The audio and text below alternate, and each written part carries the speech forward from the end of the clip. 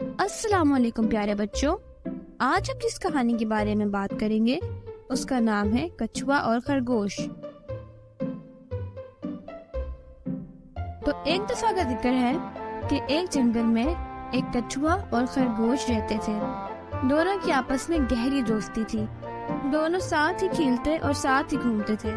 ان دونوں کو معلوم تھا کہ لڑائی اچھی بات نہیں ہے، لیکن پھر بھی کبھی کبھار ان کی لڑائی ہو جاتی۔ ہوتا یوں کہ دونوں راستے میں جا رہے ہوتے اور کچھوا آہستہ چلتا اور پیچھے رہ جاتا، جبکہ خرگوش تیز چلنے کی وجہ سے آگے نکل جاتا، اور آگے نکلنے کے بعد خرگوش کچھوے کا مذاق اڑاتا، جس کی وجہ سے کچھوے کو بہت تکلیف ہوتی۔ ایک دفعہ کچھوے نے تنگ آ کر خرگوش سے کہا کہ سنو، تم بھی اللہ کی بنائی ہوئی مخلوق ہو اور میں بھی۔ تم اپنے تیز چلنے پر زیادہ غرور مت کیا کرو، اللہ کو غرور کرنے والے بالکل بھی پسند نہیں۔ اگر تم اپنے تیز چلنے پر غرور کرتے ہو تو آؤ دونوں مقابلہ کرتے ہیں۔ خرگوش بھی مقابلے کے لیے تیار ہو گیا۔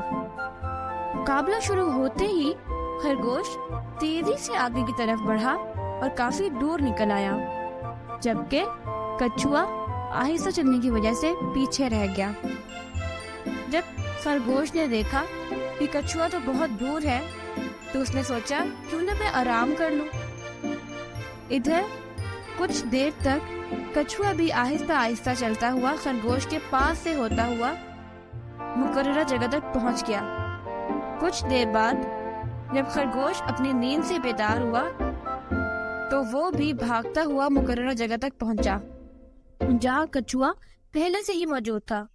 خرگوش کو یہ دیکھ کر بہت شرمندگی ہوئی اور اس نے غرور کرنے سے توبہ کر لی۔ کچھوے نے بھی خرگوش کو معاف کر دیا۔ تو بچوں، اس سے ثابت ہوتا ہے کہ ہمیں کبھی بھی غرور نہیں کرنا چاہیے اور ہمیں کبھی بھی کسی کا بھی مذاق نہیں اڑانا چاہیے۔